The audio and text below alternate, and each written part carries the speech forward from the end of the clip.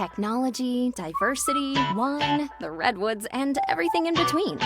Welcome to the Northern California Bay Area, and one show takes you inside the real estate that makes it all happen. This is By the Bay. Hey everyone, and welcome back to By the Bay. I'm your host, Dan Anchetta, and I want to say thank you for being here and being in the audience. If you're watching on YouTube or listening on Spotify, Apple Podcasts, wherever else you might be finding our show, I'm really grateful that you're here, and please do like and subscribe and follow us on Instagram. I'll make sure all of that contact information is in the show notes. I have a wonderful guest today. Sofia Nadjibi is here. She's the founder of Golden Gate Lending Group, and she does bridge loans, and that's like a super niche thing that people utilize in their home buying strategy. And thank you for being here, Sofia. I'm grateful that we're able to connect and have you on the show. So introduce yourself to the audience and tell people about bridge loans. Let's explore that topic. Yeah, great. Well, thank you so much, Dan, for having me. For sure. I love bridge loans. It's my true passion. And I was a traditional lender for about 25 years. And I love that space too. But probably about 10 years or so, I needed a bridge loan ourselves to make a move. I had two little kids running around, and I couldn't find a bridge loan. So I searched high and low, and then finally I found a private investor that helped me, and I was paying an arm and a leg, but it totally made sense because I was able to get our house for a great discount. And when I did that myself, I was like, oh my goodness, there's nothing in the marketplace like this. It's a specialty product. And so for people who don't know what a bridge loan is, can you break it down for someone who's never heard that term before, and what is a bridge loan? Yeah. So, think about it as a bridge, really. And that's why our company is Golden Gate Lending Group. It's really what happens is when someone owns a house, they are a lot of times sitting on a lot of this equity, and they don't know what to do. They have equity, but they need to, bridge that gap into the next house. So what we do is we take a look at the house that they're getting ready to sell. We take a look at the house that they're going to buy. And then we do what's called a cross-collateralized bridge loan. It's a big term, but really just think about it as a blanket mortgage that goes on to both properties. And we look at the equity that they have in that property. We look at the purchase that they're looking to buy. And we can give them a lot of times 100% financing on the purchase price.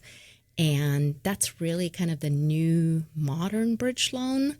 Back in the day, a lot of the kind of community banks, smaller banks that were doing bridge loans, but it was just towards the down payment. Right. That's the typical structure that we still see, I think, in a lot of terms where. Exactly. Okay, so let's use some numbers here. So you own a house, it's worth $1 million.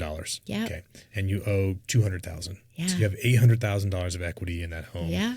And you want to buy a new $1.5 million house. Yeah. Right? You're upgrading. Yeah. Good for you. But the question is, how do you move the equity from your current home to your new home? Yeah. And there's a few options, right? You can sell your current home, have the cash there, and then buy. You can have other assets. Yeah. And if you have a bunch of other cash, you can buy your new house and then sell your old house and kind of pay yourself back. And you can act as your own bridge lender in a way. But your solution is to use a loan to move the equity from the old house to the new house. So can you break down kind of how that actually works for a consumer? Yeah, absolutely. So what we do is we look at both of those two properties, both the property that you mentioned that have $800,000 worth of equity, and then the property that they're getting ready to buy. And what we do is, so going back to that kind of cross-collateralized bridge loan, blanket mortgage that I mentioned, you put a mortgage on both of those two properties, and we can go in second position on behind that $200,000 mortgage, and then we'll take a first position on the new property. And when we look at the value of both of those two, we can give really 65 to 70% loan to value if you look at both of them. Of the $2.5 million in that example. Exactly. So, in that scenario, it's very easy for us to give your client a bridge loan of $1.5 million because we're looking at that $800,000 equity and that $1.5 equity, and those numbers totally work. And so they buy the house basically all cash in a way. Exactly. Right? So that's really and then they come to me and I Yeah. refinance your loan out. Exactly. And then they get their traditional 30-year fixed loan. Exactly. Yeah, and I think the reason why people do that, I always want them to explore all the options, because they never pay anything until we fund the bridge loan, which is obviously the day before the closing, just like a traditional mortgage. But what's awesome about just being approved for it is that they can stay in the comfort of their home, and then they can be out shopping for that next property. But when they find that perfect property, they can make an offer that is just as strong as all cash, no contingencies. We can close as quickly as 10 to 14 days. We don't need appraisals. We don't need income to qualify. So you don't need the income. So No. and for most of my clients, obviously they're getting a loan, right? So Yeah. your interest in a way is like that they have an exit, that they have Exactly. they have a takeout loan that's been pre-approved. Yeah. So I'm the one who's kind of doing the due diligence on Yes. their eventual long-term financing. This is really a bridge, is a short-term loan. Yeah. But it does allow them to buy that new house and then move into that new house. And then whatever realtor loves is to have an empty house that they can stage and paint and repair and prepare for the market, which in prior podcasts, we've been talking about how important market preparation is and having the house set up, that if you want your house to sell right now, that you have to have a good pricing strategy and you have to have it market ready. Yes. And so this tool allows you to do just that. Exactly. And then you're obviously, if the homeowner is paying debt service on the bridge loan plus their exiting residence until Yeah. they sell. And then I'm guessing, just technically speaking here, that when they sell their exiting residence, that their first kind of liability is to pay off their existing loan and then pay off as much as they can of the bridge loan. Exactly. Right? Yeah. And then when that dust has settled, me or my team or whoever is doing the loan comes in and then finishes the payoff of the bridge loan with other outside financing. Exactly. Right. Exactly. That way yeah. you get your money. So what's the average length of time that someone keeps one of your loans? So right now, as we know, the market is really hot. Yeah. And so the average time is really just 30 to 60 days. So it's really short term. So you're making short one or term. two payments on this. Yeah, if that. Right. And we don't have a prepayment penalty. So the goal is really, we're very aligned with the home buyer. We want them to just get into that next house, make that move in, take their family belongings, everything in there. And then what you mentioned about giving the realtor a vacant house that they can prep and stage and sell. And you and I know, being in this business for as long as we have, is a vacant house, sells faster and for a lot more. Yeah, and that's maximizing the value. Exactly. Which could be the difference between, hundreds of thousands of dollars of potential, income or like profit for the seller and I guess the client who's also the buyer. So I have a number of clients who have a need to do something like this. What's the ideal situation for them in terms of like equity position? Because you have to have some equity in your exiting residence, Yes, right, definitely. to make this work. Yeah. So what I tend to always say is about 50 to 60% of equity. So a good amount of equity in that exit Exiting property. Yeah. So if your house is worth $800,000, your loan balance should be about 400-ish. Yeah, or actually a little bit less also, probably about 300,000 to 400,000. The other thing that we can also do is a lot of people, they work together with a family member. We've had a number of clients that are the parents help and step in because maybe the parents have a property that they own free and clear. Maybe their primary residence. And you'll cross over on that too? Totally. So you do like a three property cross-collateralization? Yeah. Or if they have a rental property. Yeah. It's really, we are an equity-based lender. So it's really wherever the equity is and wherever, as long as we have the equity makes sense, and then that exit strategy that you mentioned also about making sure that the client can exit out of the bridge loan safely and quickly. I think last time, this 2 months ago, I think we talked about a specific deal, and this was a little bit different. I kind of want to talk about this as a downsizer option. So I called you because I had a client who had no real income, right? And they're retired and they're taking some money out of retirement, but really they're trying to minimize the amount of like cash they're taking out of their retirement savings. So they get some Social Security, but not a meaningful amount. I mean, a couple thousand, but not a ton. But they had a house that was worth like $3 million in Marin, and they're trying to downsize into like a under $1 million, more efficient condo or something like that. Can you tell us how you help those types of downsizing clients? Yeah, actually, I think probably about 60 to 70% of our clients right now are downsizers. So the way we help those clients when they're looking to downsize is, especially if they've been in their home for a very long time and they're going down that much in price, it's very easy for us because we just look at the equity again of the exit property. And if it's $3 million with maybe just a small mortgage, moving that equity into the next property, if that's less than $1 million, I mean, that's a perfect scenario. Like under 25% combined loan to value. If you cross-collateralize that, right? And especially our older clients because a lot of times they don't have that income to qualify. And when they don't need the long-term financing, they just need that short-term piece just to be able to make that move. And so many downsizers feel stuck right now. So, and that's, I think, really where my true passion is. I love my older downsizing clients. We just had one that funded this morning. We have another one closing on Monday. And I love hand holding. And a lot of times it's the whole family that comes together. Especially if it's like the family house. It's been in the house, it's been in the family for like 4 decades or longer, and it's like, okay, well, mom's finally going to downsize. It's like, okay, great. Everyone gets involved. And, especially with some of the changes in inheritance, property tax transfer, all these like Prop 13, Prop 19 changes. Like that, I think is probably spurred your business on because you can't just simply transfer the tax base anymore. Someone has to own or occupy it. And if it's a high value home, potentially the kids can't or don't want to afford, that type of larger home, and mom needs a smaller space, right?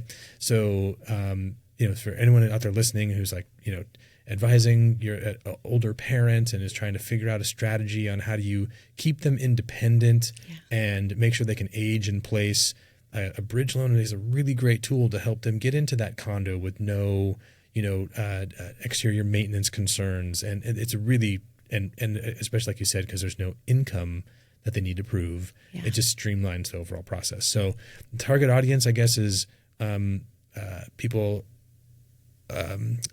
upgrading. Yeah, can we talk just a little more about the downsizers? Because I'm so passionate about them. Tell me more about it. And because there's a few other kind of scenarios that I've seen been really powerful with the bridge loan. One is exactly what you and I talked about, just downsizing somewhere maybe in Marin or Bay Area. But another one that's super popular right now is they own the same home, maybe, 2-3 million, but they want to move out of state.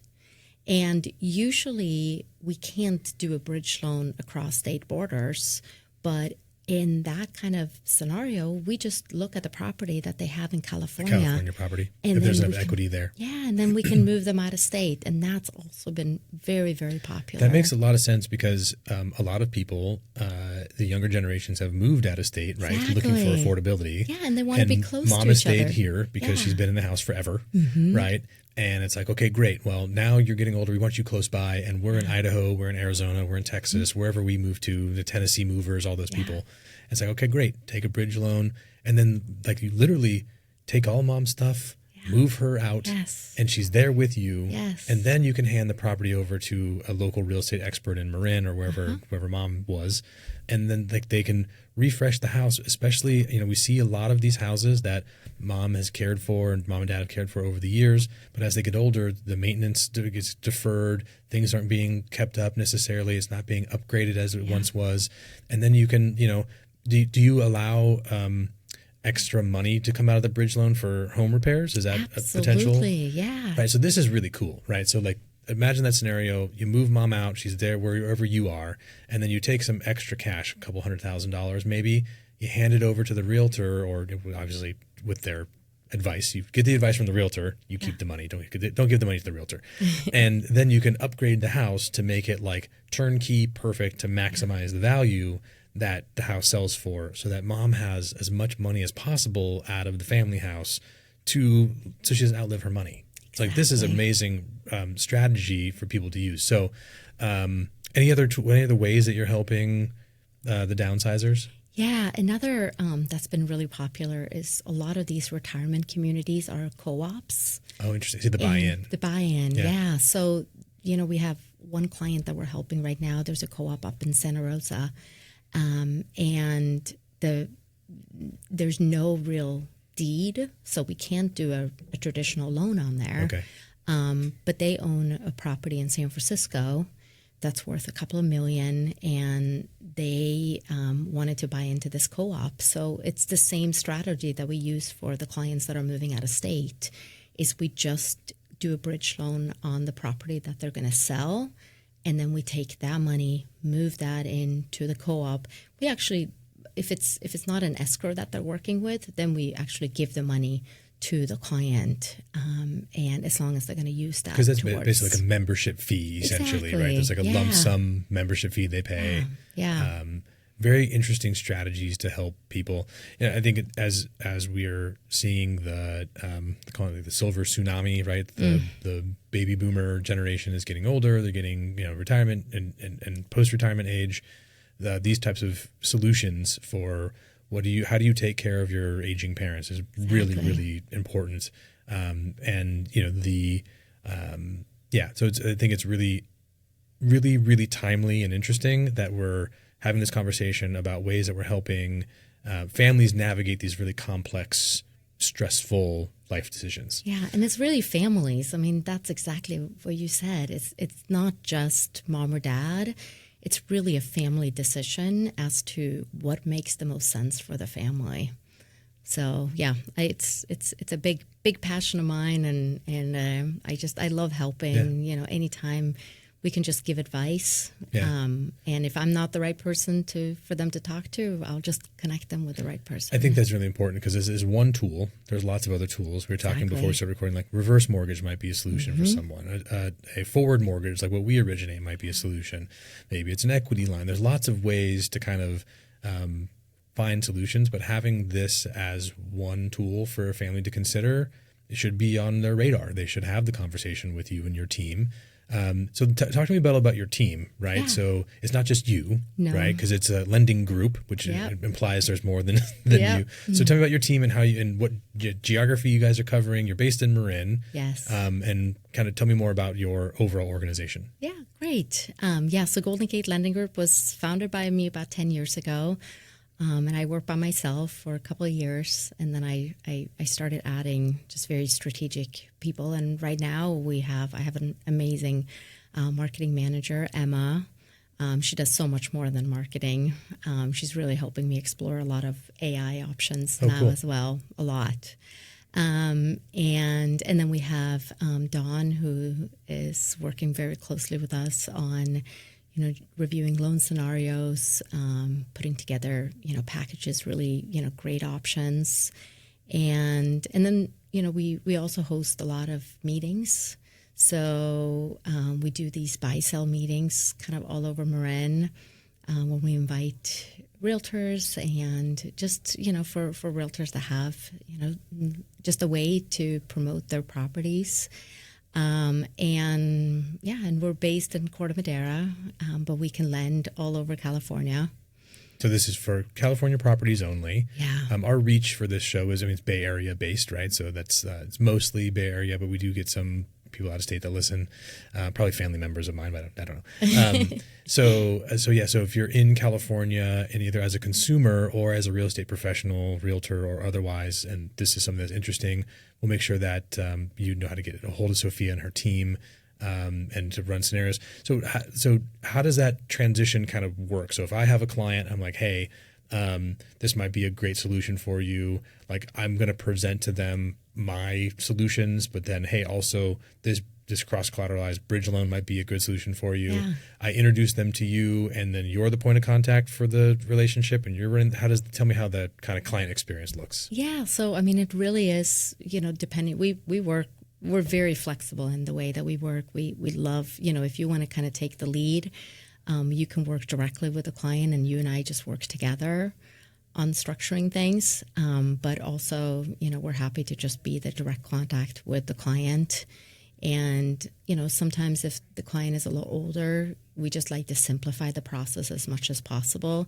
Sometimes for them, they just want one contact person. Yeah. I'm guessing you have a lot of face-to-face meetings too. A lot, yeah. Of face-to-face. Yes, and we actually moved our office because of that, because we were downtown Tiburon, and now we're across the street from Town Center in Corte Madera. Oh, okay, nice. So it's very, very easy. Very convenient, kind of very centrally located. convenient. Yeah.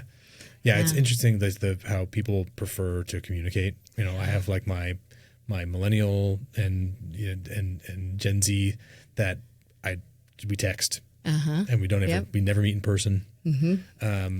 I think that might be changing. Like this week alone, I've had like 5 face-to-face in-person meetings with younger buyers. Yeah, and I think that's a trend that is emerging. Like it's very interesting. I'm not sure if it's a fluke, but for the last month, I've had more in-person meetings than I've had since COVID.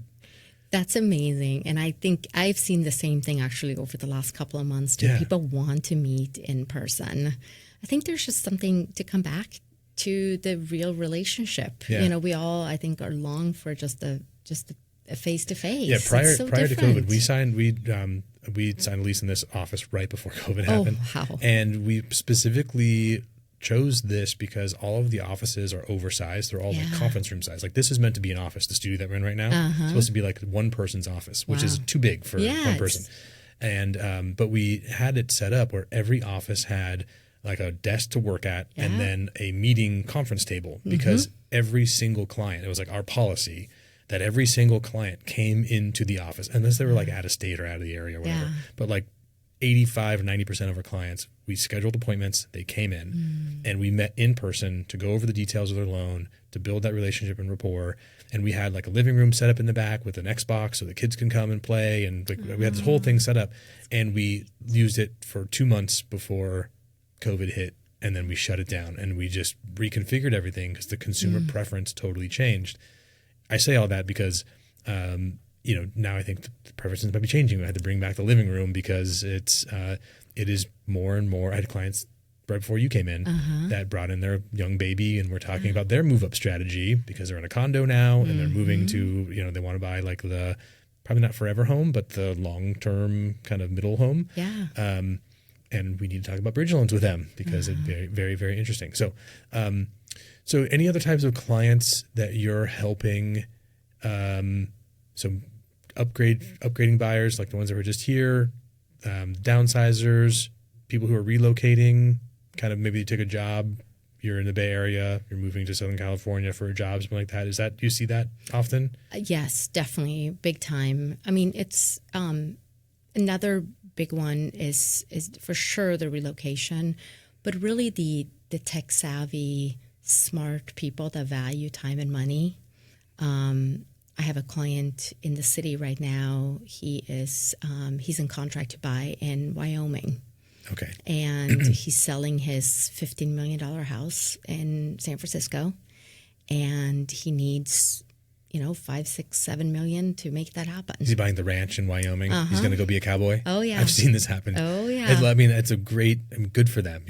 They've built their empire. They have their money, and they're like, I'm going out and I'm going to go be a farmer. Yeah, and he's built an amazing company in San Francisco, Fantastic. But he doesn't need to be there anymore. Yeah. So, but he's in contract to this, and he really wants to take advantage of not having to live through the sale. Right. San Francisco, because we know San Francisco properties are going crazy right now. They are going absolutely crazy. Absolutely crazy. I have a client who has been shopping for months. And she's like really serious, well qualified, $1 million down payment type buyer. Yeah. And she keeps getting beat on every offer she makes. She's going like $500,000 over. And there's just, the market is so hot right now. It's crazy. It's really, really crazy. Which is nuts because, a few years ago, everyone's like, San Francisco's dead. No one wants to be there. The city's empty. It's like, not anymore, man. No. Like you blinked and the whole world is different. Yeah. Well, the trillions of dollars are real and they're coming in with the vengeance. And I think, especially if you're a seller in San Francisco, That's another reason why, you should really consider a bridge loan, because if you're able to move out and give your realtor a vacant house again to prep, stage, and sell for top dollars. I mean, a lot of times, the difference is like $1 million, $2, $3 million, right? If the property is done right. It's totally true. And yeah, that market's crazy. It's and really, I think people are waking up to that now. Yeah. The driver is AI tech companies going public. What else are you seeing that's driving that kind of shift in the market? I mean, I think there's going to be a whole lot more lieu of just IPOs coming down this year. And as that is happening, there's going to be a lot more, as I call it, monopoly money. Yeah. And that monopoly money is going to buy properties. Yeah, you're totally right. Hey, I just went public. I have all this equity. I have all these shares. I'm turning it into cash, and I'm going to go buy real estate. Yeah. That was the trend before. We're recycling the same thing. Yeah. I do want to mention, I think that Mayor Lurie is doing a fantastic job in the city. And I think that, you can't pin it solely on that, but I think that having that type of leadership in San Francisco that is making hard decisions and is like being more pro-business in a way and helping people come back. Like I walked around the financial district, this was a couple years ago, like 3 years ago, and I was amazed by how many empty storefronts and just everything was empty. I'm like, where is everybody? Yeah. There's still a lot of vacancies, but they're coming back. And I think that largely has to do with the leadership of the city. And I'm like applauding that because it's really great to see. I love San Francisco. It's my favorite city. Luckily, it's nearby. But we've been lots of places, and you can't beat the city. It's wonderful. And it's really great to see it getting turned around. Yeah, it's really amazing to and like it feels different. It has a different vibe now, and it's just been in the last 12 to 18 months. I mean, it's really since the transition happened, and I think the excitement is there. I don't know if you've seen, there's a lot more universities that are coming in. I just read that Yale is looking. Yeah, my son is actually at Yale. Okay. So I'm hoping that that's going to be. That was breaking news a couple days ago, I think, that Yale is opening its first West Coast satellite campus, and they're looking at San Francisco as a and Vanderbilt have committed. Vanderbilt's there, and it's wonderful. It's really one of the great cities. It is. And I'm not sure if you saw during the Super Bowl, because it was hosted in Santa Clara, right? But all the festivities were held in the city. Yeah. That people who were kind of down on San Francisco, kind of like, oh, that place, California is the worst, blah blah blah. They came here and this place is great. Yeah. I love this place. I didn't even know. It's like, yeah, man, this is what we've been talking about. Yeah. It gets a bad rap because it's California and the taxes are too high and blah blah blah blah blah. You hear all this stuff, but go visit. Yeah, it's wonderful. There's no place better. And along those lines, those people that are getting priced out of San Francisco, they are going to move this way to the East Bay Peninsula. So I think we're in it for an amazing housing boom. There is an interesting effect. You're right. That's a good point. It kind of bullseyes out from there. All that money goes into the city, and then people start, maybe don't want to live in San Francisco, so they buy in Marin. So then Marin housing prices, San Rafael will get a big boom. Tiburon goes up. Sausalito gets more expensive. And then even East Bay, Oakland, and then those people kind of get pushed further north, and then they're going to Novato, and then those people are coming to Petaluma. And then we were talking some time ago about how the Bay Area, the definition of the Bay Area, people want to argue about it and whatever. But it is interesting how different cities are kind of getting pulled into the conversation. When I was a kid, Windsor was forever away. It was way too far north, and no one ever went there unless you're going to the water slides. That was it. That was the only reason to go to Windsor. And now that's in the mainstream conversation. Then Healdsburg is in the conversation, and even get a little further, Cloverdale. I have lots of buyers. No one went to Cloverdale. I have people who are working in Sonoma County and in Santa Rosa, even in Petaluma, and we're looking at the Cloverdale market. Yeah. We like the houses up there. There's more space. And it reminds, I'm sure if you go back further enough in time, people in Marin were saying the same thing about Petaluma at one point. No one ever talked about Petaluma. That's Cowtown. And now it's now it's a real viable place, and lots of people want to be here. And then that is kind of moving further north. And I'm sure that's happening in the East Bay and further south. And it's very interesting to see how the the microeconomy of certain industries will impact the entire housing conversation in an entire 13, county area. It's just crazy to me. It's crazy to me, but it's also so wonderful, I think. It's if you can get into the housing market, it's you live in it, you love living in it, and at the same time, it's an amazing investment. It's the best investment that you can make. This is why people always say, like, you buy real estate and wait. Yeah, right? 100%. Like, we bought our first home in 2012, and the audience knows the story 100 times over because I've told it every episode probably. But we bought it in 2012 for like $340,000. The house is worth 8 something now. Wow, and that's amazing. If we didn't make that one decision, we leveraged that house to buy our new house. We have done so much utilizing that as a financial tool, right? And also a place to live. Exactly. And it is the single best investment that we'll ever make in our entire life. Yeah. And I encourage, and the people are like, well, that was then, and it's not the same. It is the same. It is the numbers same. might be different, but it's the same idea. You just have to get into the market. You got to stop being a renter. You got to get in and buy that first house. Yeah. And like, it's scary. But if you want to have the problem of having a $3 million house when you're older and needing to get a bridge loan to downsize and have your retirement plan, you have to own it. Yes. And you have to do it soon. Like, Yes. do it as soon as you can, make it a priority in your 20s, right?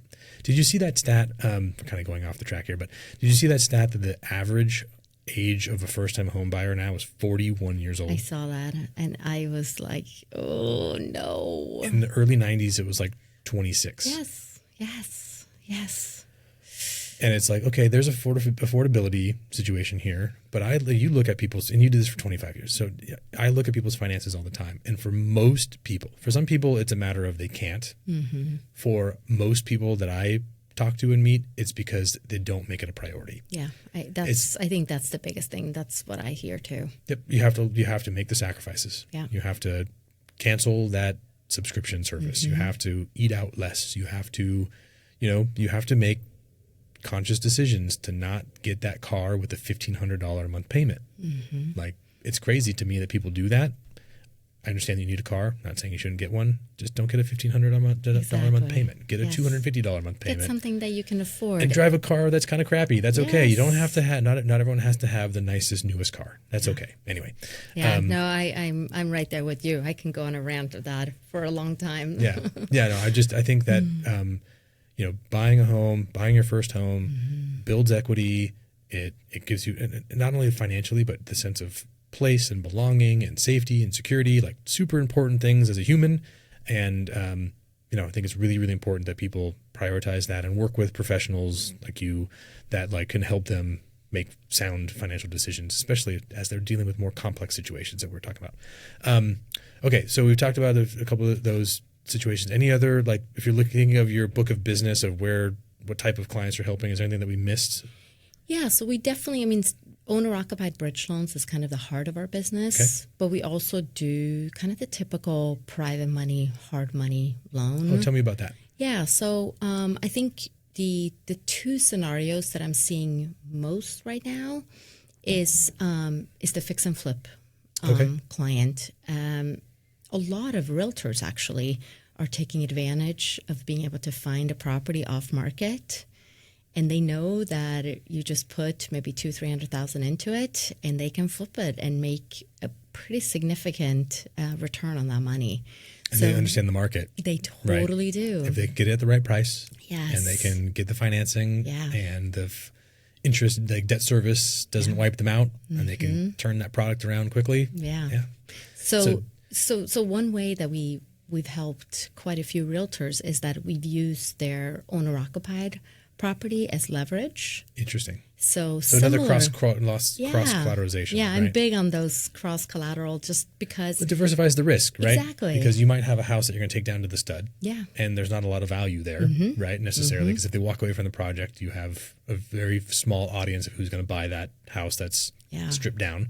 Yeah. But if you've got a lien position on their primary residence with equity in it, and it also it allows the client to make a much smaller down payment. So we've closed just in the last month 3 fix and flip clients where we've used the owner-occupied home that they own, and we've given them 100% of the purchase price. but then they can use their savings of fixing up the property. And that way they don't have to take on like a construction loan. And then as long as it's a short-term flip, I don't like to do that if it's longer, if it's an extensive like renovation. under 12 months, 11, 9 to 11 months type of Our thing. loans are, the maximum term is 12 months, Yeah. 12 months. But it's an opportunity for people in the business, I think, to make a good real estate. And so just to be clear, so a fix and flip loan, for those who don't know, is a short-term loan to acquire a property. They typically have a lot of deferred maintenance, or there's like serious work needs to be done, right? Yep. And then you acquire the property for a lowest price as possible, and then you are investing a couple $100,000 to renovate it and kind of turn it into something that's turnkey, ready to go.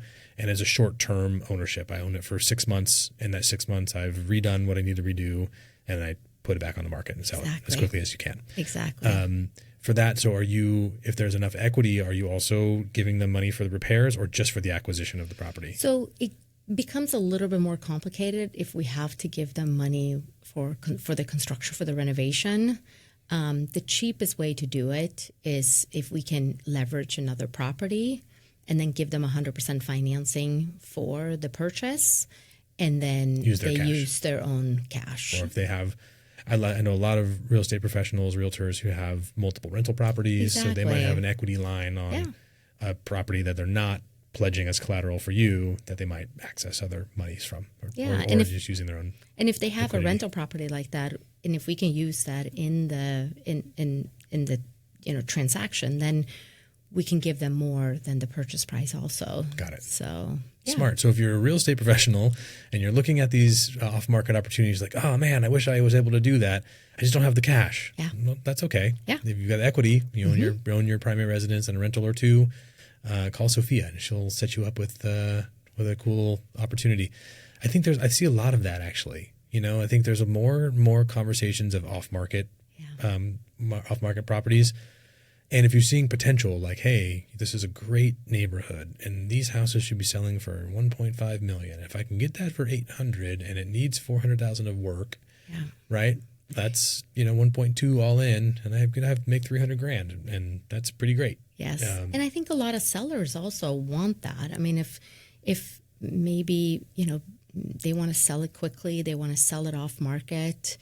And it can be a win-win for both the seller, not have to put it on MLS and have to go through that whole listing prep, and they can instead sell it off market.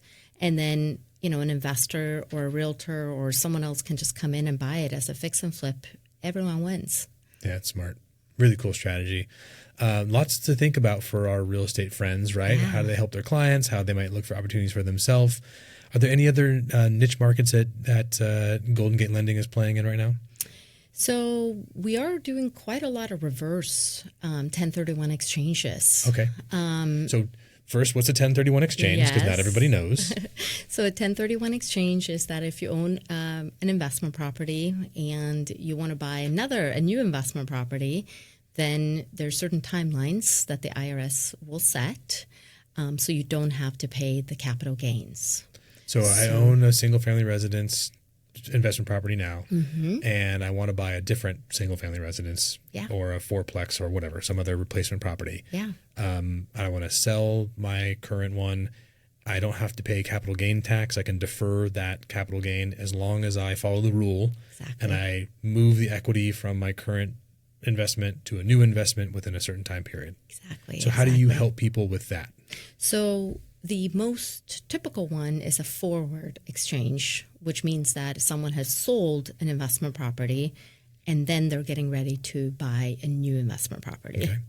But where we really come in is the reverse exchange, which is someone wants to buy a new investment property, but they don't want to sell that other investment property because they're not sure if they're going to be able to meet the timelines that the IRS have set. And they don't want the tax liability. If they don't meet the timeline, then you might get a big old tax bill. Exactly. No one wants that. Nope.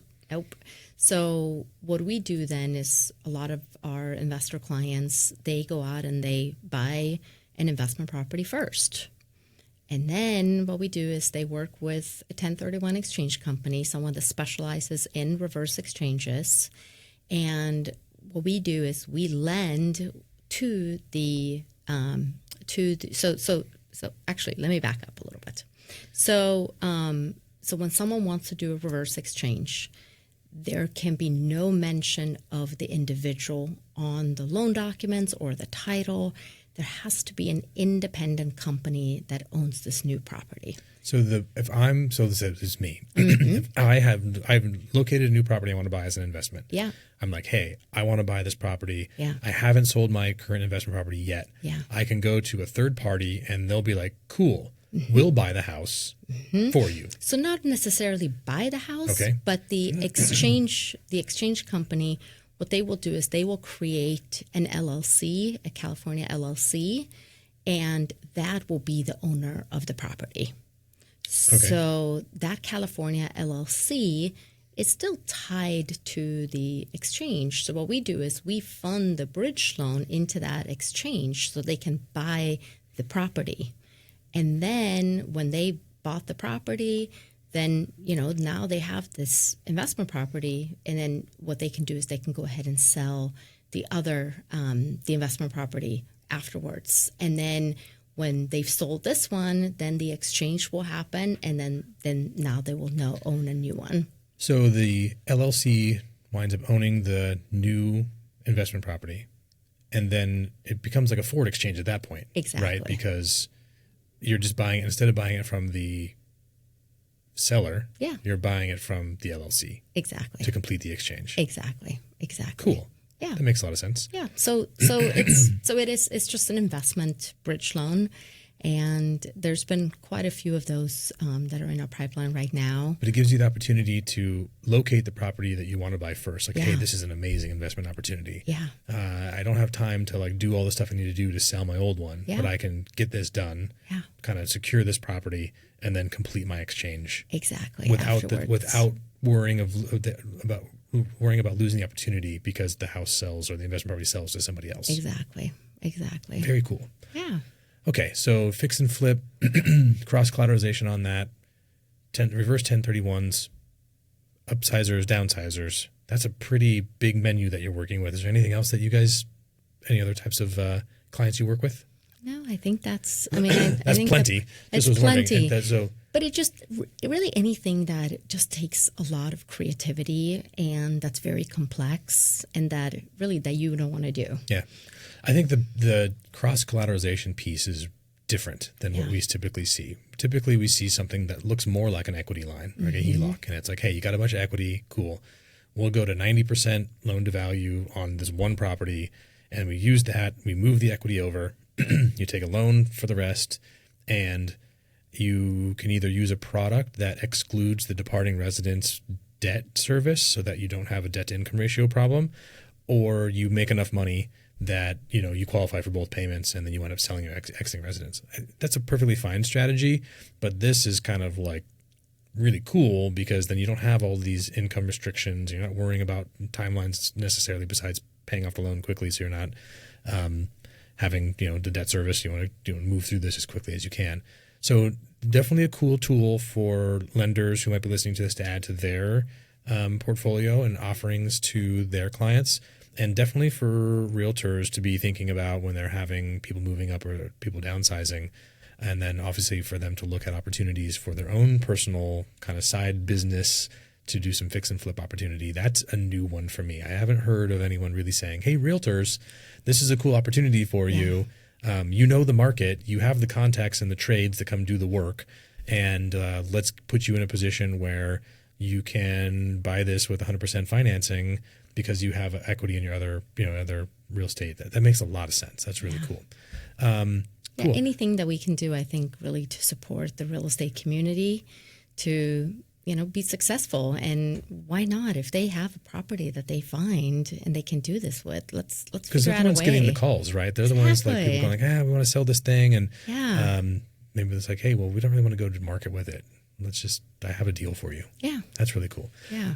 I'll make sure that everyone knows how to get a hold of you, Sofia. I think this is a really important conversation for real estate professionals, and hopefully anyone who's listening to this will reach out and they can get more information, schedule a meeting with you or a coffee or a Zoom or something to kind of dig into the details and talk specific numbers and rates and fees and all that stuff, because that's going to be on an individual basis for depending on what the overall situation is and how many cross-collateralizations you're doing, I'm sure. But thank you for being on By the Bay, and I really appreciate you being here and being a resource for everyone in the real estate community to think creatively and find solutions for these people who really need our help. So thank you for being here, and I really appreciate you. Well, thank you so much, Dan. Absolutely. It's such a pleasure. I know. We'll see you soon. Tight soon. Floor cut. Stay up to date with Bay Area real estate. Hit subscribe now if you haven't already. Did you enjoy this episode? We love reviews in the Apple Podcasts app.